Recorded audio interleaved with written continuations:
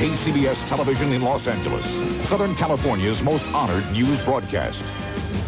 This is Channel 2 Action News Sunday Report. Good evening and welcome to Channel 2 Action News. Warren Alney has the night off. I'm Penny Griego.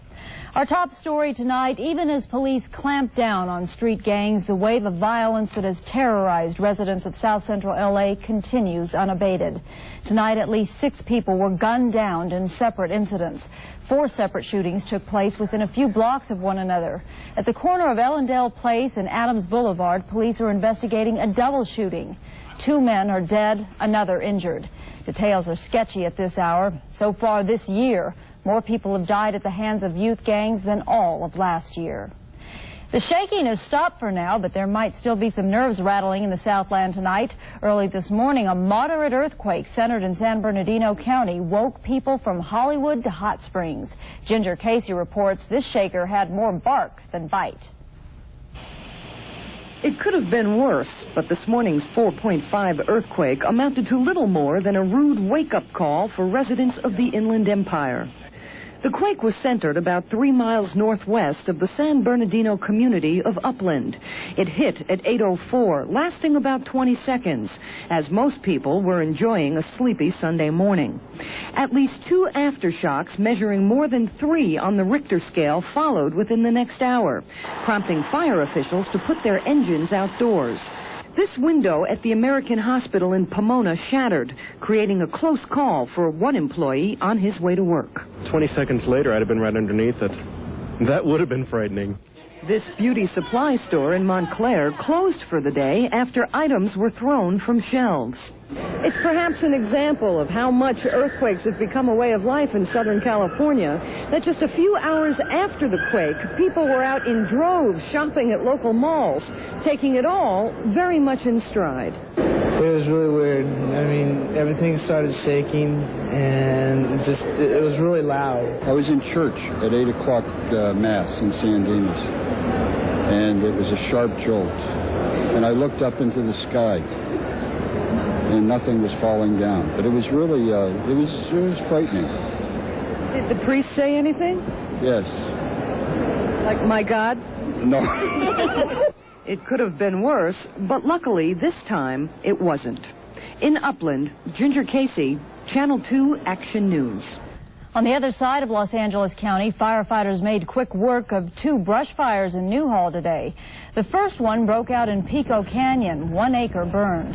No one was injured and no structures were damaged. Only a few blocks away, a more serious blaze erupted. This one threatened several homes on Parvin Road. More than 150 firefighters and 3 water-dropping helicopters were brought in to fight the fire. Gusty winds fanned the flames, but it was put out in about 40 minutes. No one was hurt and no homes were damaged. 4,000 Armenian Americans staged a march and rally today here in Los Angeles. They want the Soviet Union to allow the annexation of a region called Nagorno-Karabakh by Armenia. The issue has caused considerable unrest in the Soviet Union since Gorbachev took office. Today's marches were in Los Angeles, and others around the world were organized to send a message to next week's meeting of the Communist Party in the Soviet Union. The Armenian issue is one of the issues to be discussed, and Armenians are hoping it will be decided in their favor. Thousands of gay and lesbians marched through cities around America today in a celebration of gay pride. Locally, the event shut down much of West Hollywood as masses of people marched in a 3-hour parade. But Sylvia Lopez reports the shadow of AIDS made this Gay Freedom Day as much a memorial as a celebration. 8,000 purple balloons released into the sky signaled the start of the 19th annual Gay and Lesbian Pride Parade. They were inscribed with the words, "I love you," and the names of people stricken with or affected by AIDS. It was a symbol of that they're not forgotten, that we remember, and, we're not going to forget. The balloons set the mood for the rest of the event, more somber than previous years. Organizers and spectators say it's the result of so many in the community having lost so much. The AIDS crisis has brought us together as a community. The lesbian and gay community since the beginning, have never been closer in the last couple of years.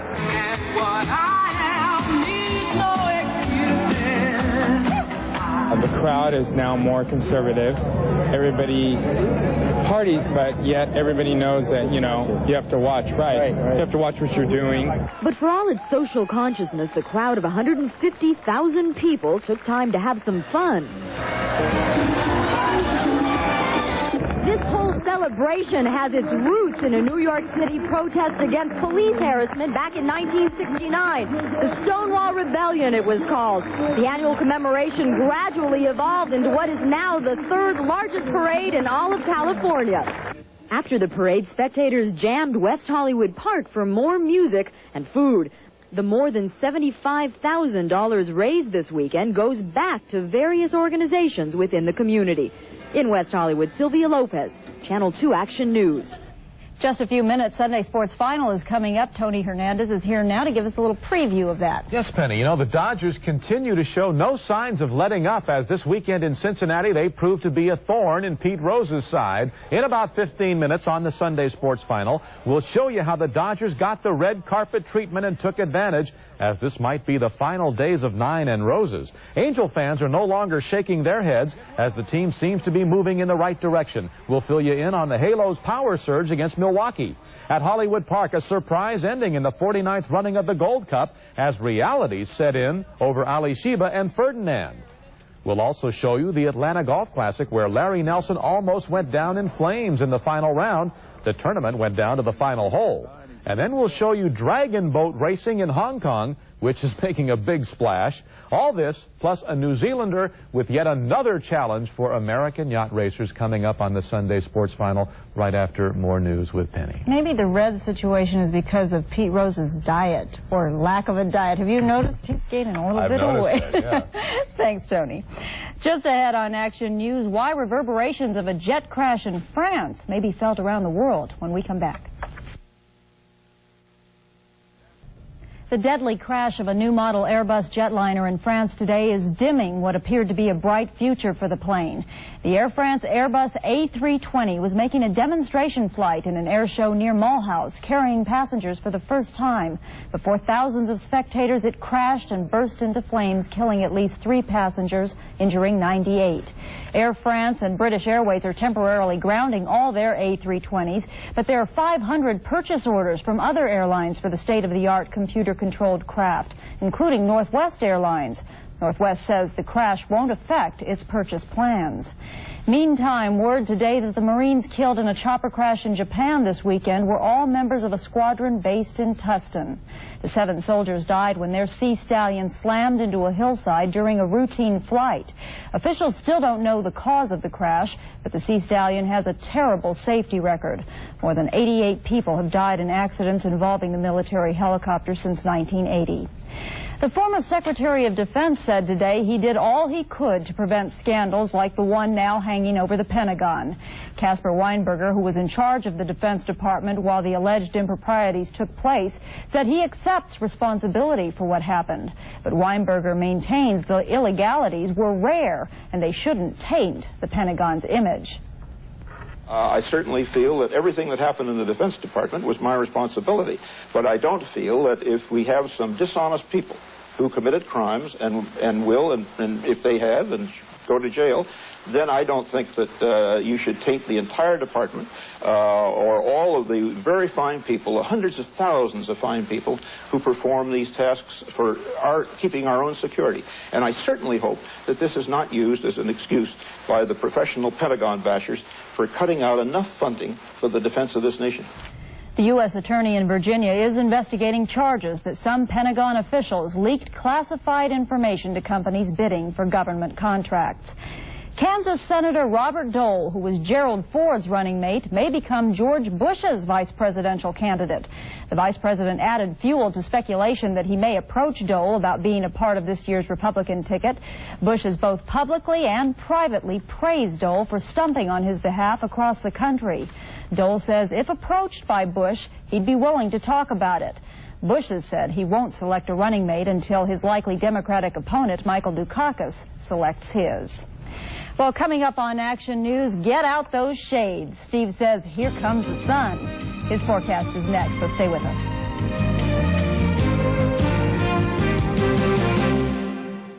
Well, the weekend weather here in the Southland was just beautiful, but it's time now to find out about the first of the week. Well, think about how many sick days you have. Can you use one tomorrow? Because if you like today, you'll love tomorrow. That's the kind of weather we're going to have this week.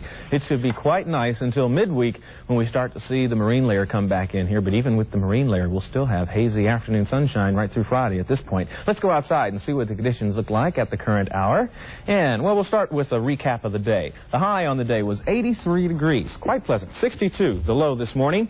And we will see temperatures a little bit warmer than that tomorrow, but about the same tonight as the overnight low dips down into the 60s. Right now we're at 71. Humidity at 63%. The wind southwest at 7. And the pressure standing at 29.83. The predominant weather feature tonight for us is a large area of high pressure. It has pushed inland and now covers almost the entire west coast all the way out to sea. And as a result of that, we have very clear skies. We will continue to have clear skies. As you can see on this satellite photo, all the clouds will stream to the north of us and give us good weather right through the first part of the week. So as we go to the forecast and catch one of your neighborhoods, this is what it calls for. From the city to the valley and the deserts and the sea and all those places. Starting out with your city forecast. That dry air, because of the high pressure, will also bring us a lot more sunshine. Temperatures up near 85 degrees at the Civic Center tomorrow and warming even more as the week goes on. Coastal clouds will return by Tuesday morning, limiting the temperatures in the valleys. But until then, look for temperatures from the mid-80s to the upper 90s. The beaches, patchy morning clouds for you folks. The mountains will see some strong winds. In fact, the winds will get up near 30 miles an hour in the mountains, and the desert community is going to be hot and about 108 degrees at Palm Springs. That's your week weather. I love that forecast. Just say it over and over again. Thanks a lot, okay. Steve. Just ahead on Action News, viewers to the rescue. A cat who strayed gets a helping hand.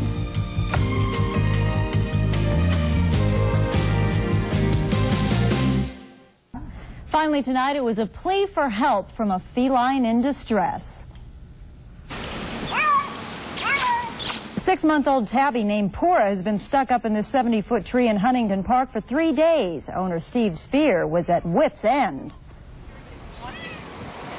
I've called the fire department, the Humane Society, the Animal Cruelty, General Telephone, Edison. I've offered to go up in the crane myself, so they don't have to get injured, but, they refuse to do it.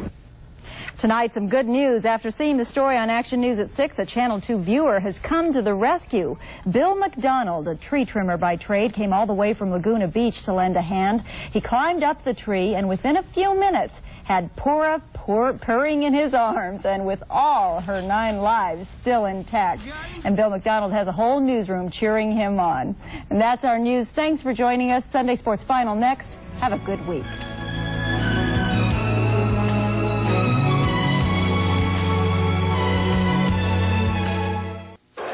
In Cincinnati, Kirk and his crew beam up with a 3-game sweep of the Reds. Tell 'em Willie Boy is back was the cry at Anaheim Stadium, where the Angels continued to shine at home. And speaking of home, Larry Nelson rolled out of bed and into the big money at the Atlanta Classic, while a classic showdown at Hollywood Park turned into a fantasy finish for Cutlass Reality. We'll have all that and more in just a couple of minutes. I'm Tony Hernandez, and this is the Sunday Sports Final.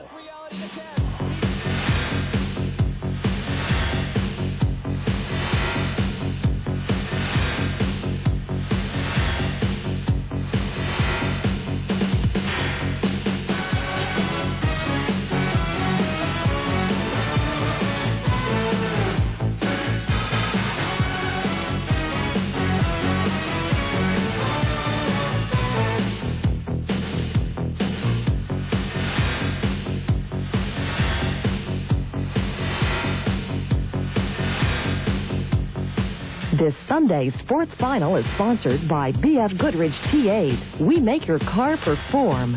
And by Pepsi, the choice of a new generation. Hello again. It had the makings of a Hollywood classic. The 1987 Kentucky Derby winner Ali Sheba taking on Ferdinand, who won horse racing's most coveted title the year before. The other horses in the field for today's $500,000 Gold Cup had to be considered afterthoughts, but as it turned out, the 2 marquee horses never posed a serious threat. Ali Sheba makes up ground on the leaders in third, and at the rail it's Ferdinand. Just a quarter of a mile to go in the Hollywood Gold Cup. The Kentucky Derby duo did finally make a half-hearted run, but Cutlass Reality, under the whip of Gary Stevens, only got stronger. They race down the straightaway, and they have Cutlass Reality to catch. He's in command by 4 and now 5. Second is Ali Sheba. Third at the rail goes Ferdinand. Here's the wire, and in the 1988 Hollywood Gold Cup, it's Cutlass Reality. Cutlass Reality won it by 6 lengths. Ali Sheba suffered his second straight setback. Ferdinand, the show horse, has not won in his last 5 races. Over the last couple of years, the Dodgers seemed to be a team lacking in resiliency. When they got down, which was often, they couldn't get back up again. That does not seem to be true with the 1988 edition, and nothing supports that theory more clearly than today's game in Cincinnati. The Dodgers, who rallied from a rocky start to win yesterday, found themselves looking up from the wrong end of the scoreboard again this afternoon. Mickey Hatcher's error on Jeff Treadway's smash was good for 2 runs. Hatcher made amends with an RBI single in the 3rd. Then John Shelby put L.A. back on top with a 2-run single. It was 3-2. Top of the 4th, Tom Browning hit the fat part of Rick Dempsey's bat. Dempsey knocked it over the wall and left. His 4th homer of the year made it 4-2. Chris Sabo answered that with his 9th of the year, a solo shot in the bottom of the 5th off Tim Leary, and the Reds trailed by just a run. The Dodgers widened their advantage to 5-3. Tim Belcher came on to strike out 5. Then with Barry Larkin at the plate, Belcher seemed to overthrow the heater and pulled something in his right leg. He stayed in the game, and 3 pitches later, Larkin put the Reds ahead 6-5 with a 3-run blast to left. Kirk Gibson slammed himself into the wall in disgust. In the 9th, though, Gibson doubled to start the Dodgers' final rally, then got a ride home on Shelby's single off relief ace John Franco. Then Steve Sachs, available only as a pinch hitter, played that role to perfection, clearing what had been loaded bases with a double just inside the bag at first. The Dodgers had the game in hand 9-6, and it was party time in the Dodgers dugout. Tommy Lasorda and his men did a little Ohio house cleaning, sweeping the 3-game set with the Reds. The Dodgers win keeps them 3.5 games ahead of the victorious Astros. The Bucks move to within 4.5 of first in the East. The Phillies top the Cards. The Padres outpointed the Braves, while the Cubs handled the Mets.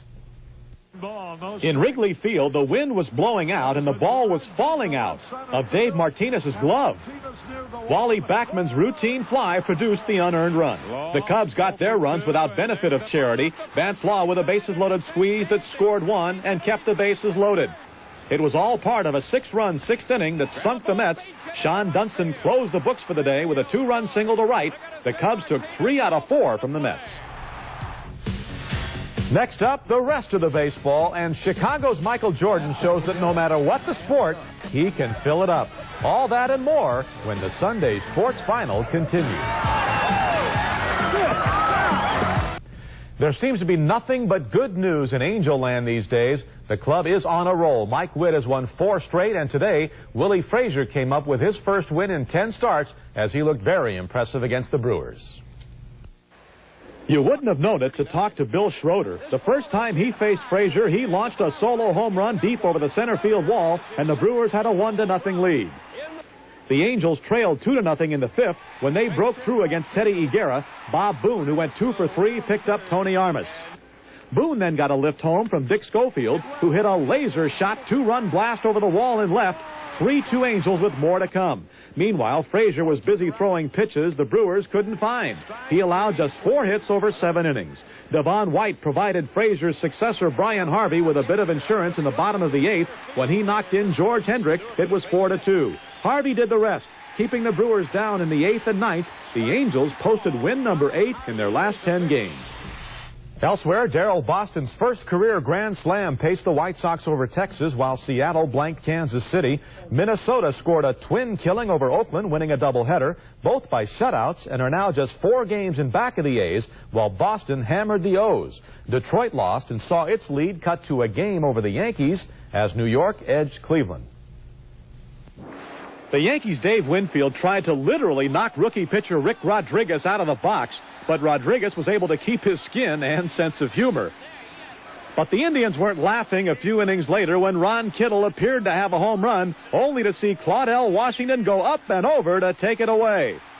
Washington was just as effective with his bat, collecting 4 hits, and he beat out a single with 2 outs in the 9th to score Ricky Henderson with the winning run. The Yanks took 3 out of 4 from Cleveland, winning 4-3.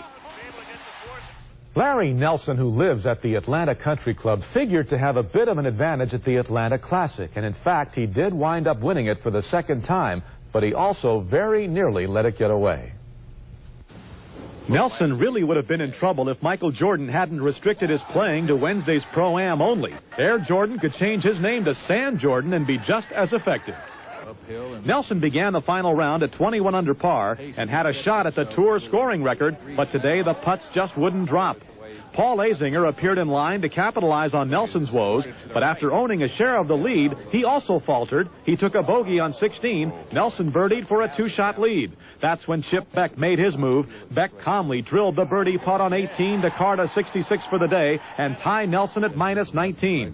Azinger appeared out of it as he approached 18. His tee shot on the par 5 was headed right for the bunker, but he got a rake. That's right, saved by the old gardening utensil. He eagled the hole. Nelson began the 18th tied with Beck, but he also reached in 2, so that putt was for eagle. The tap-in was for birdie, the win, and $126,000.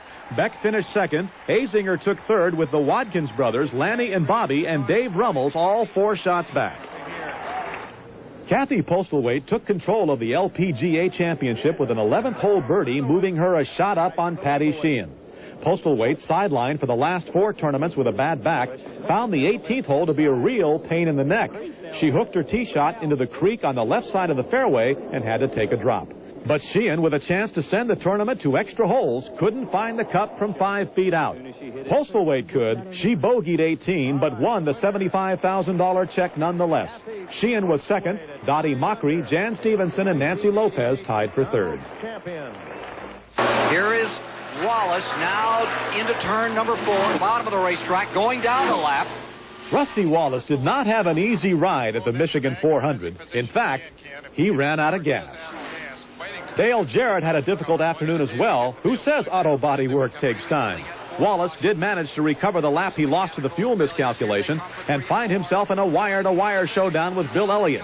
It ended up with Wallace winning by 1/4 of a second to post his 6th career Grand National victory, a win that took on special meaning. I'll tell you what, I'd like to dedicate this race to Bobby Allison, my best friend sitting in the hospital, and this is for him. I wish he was here with us. Next up, the China Syndrome all over again, or how dragon boat racers melt down after the big event, when the Sunday Sports Final continues. Now here's some tape we saved from the junk file. The 13th annual Dragon Boat Races from Hong Kong.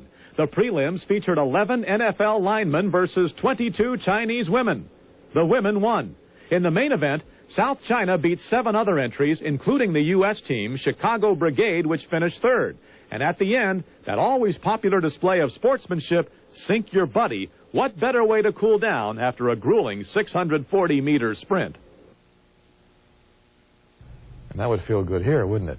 With San Diego planning to race a catamaran to defend the America's Cup, multi-hull sailors are finally getting some publicity. But the America's Cup isn't necessarily the best forum for those speedy vessels. In fact, a young man from New Zealand is hoping to make even bigger news with a huge trimaran designed to go around the world.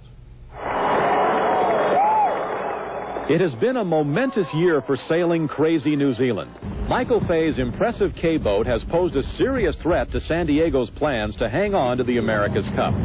And now Peter Blake and his Steinlager fleet of multi-hulls is in America to lay down a gauntlet of another kind, an around-the-world challenge. It's a 33,000-mile yacht race that goes right around the globe. This next race, which starts in September next year and comes to the States for the first time, the second to last stop off is in Florida. It's 33,000 miles, and there are 18 or 19 maxi yachts entered already, with still a year and a half to go. The boats that are entered at the moment come from most sailing nations in the world, and we haven't got a United States entry yet. And I think it would be quite a shame for the race as a whole, if particularly the races coming to the United States, if there wasn't a state's entry. Blake is no stranger to ocean racing, awarded the prestigious MBE by the British government for his contributions to the sport. This Kiwi is the consummate sailor. And while the technology involved in putting a huge multi-hull in the water is costly, he says one ride is enough to make a dyed-in-the-wool conventional sailor sing its praises. The thrill, adrenaline pumping, the thrill of being on a boat in 20, 25. Sometimes we've had it over 30 knots of boat speed. It's like being under a fire hose. And you think, you know you're crazy, you think you're crazy, and the hard thing is to slow this boat down But undertaking the sort of challenge that he has requires more than just a desire to pilot a boat fast enough to pull a water skier behind. Round-the-world ocean racing is a sport for adventurers. The risks are incredibly high, but for Blake at least, so is the payoff. To be on a boat in a full gale in the Southern Ocean. Southern Ocean, I guess, where we come back to all the time. You know, there's Cape Horn, there's vast tracts of nothing, there's icebergs. And how many people have been next to an iceberg 300 feet high with whole cliff faces of ice falling into the sea? And it's still snowing, and there's ice over the rigging, and some of the people are wearing crash helmets on some of the boats, motorcycle helmets, because of the build-up of all the salt spray forms ice all over the rig, and it comes and drops onto the decks of the boats with a crash. And so it's a pretty sort of special feeling to have done all that and got to the finish, and you've been wet and cold and hungry and tired and fed up, and thoroughly enjoyed every second of it. With only 11 weeks before training camps open, it seems there's no break in the NBA schedule. But before we begin looking ahead, a few things come to mind about the Lakers' championship season. First, the magnitude of the accomplishment is a bit difficult to explain. In order to repeat, L.A. had to fight off not only every other team seeking to make its mark by dethroning the champs, but also the tendency towards apathy that seems to set in after a summer of celebration. With Pat Riley pulling the emotional strings, the Lakers were able to do both. It wasn't easy. Twice before the finals, they were on the brink of elimination. And in the championship series, facing a team many thought superior, they had to win 2 straight to repeat, and they did, and deserve all the accolades heaped upon them.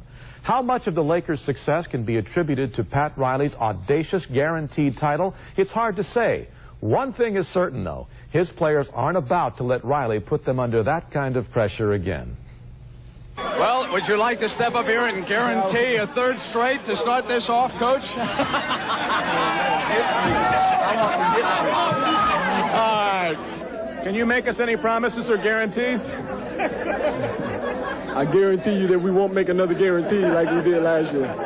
The only thing I can guarantee is that I'm going to rest plentiful this summer. I'm going to rest, and I'm going to get some more rest. And if Rouse makes another statement like that, he's not going to have to deal with the media. He's going to have to deal with the players this time. Don't let it guarantee nothing.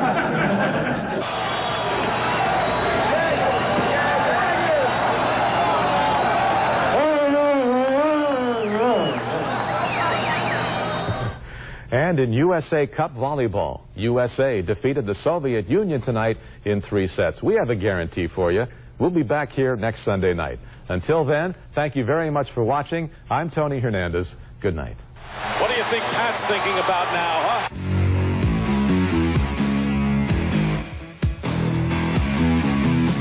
Rolling down Imperial Highway, the big nasty state at my side.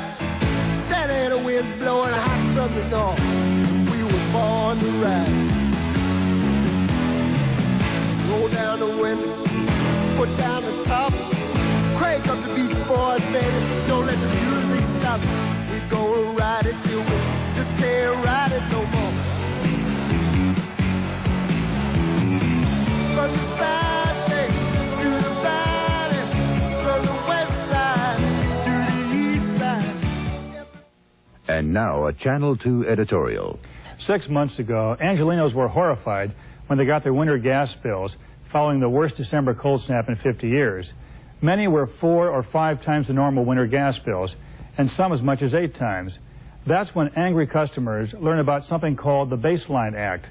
Under it, the State Public Utilities Commission ordered that residential customers could use 72 units of gas at 35 cents a unit. After that, the price jumped 217% to 95 cents a unit. It made no allowances for cold snaps or big families in big old houses or old folks who need more heat. It was simply one household, one ration.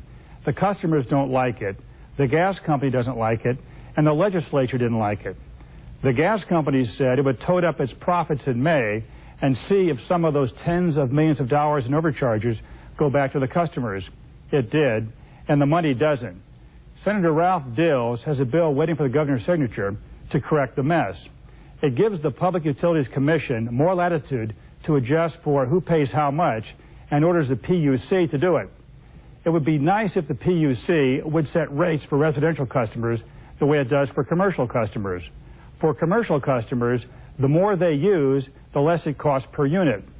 But our information is that the PUC will try to fine-tune the baseline system, which seems a little like rearranging the deck chairs on the Titanic. I'm Bob Hyland.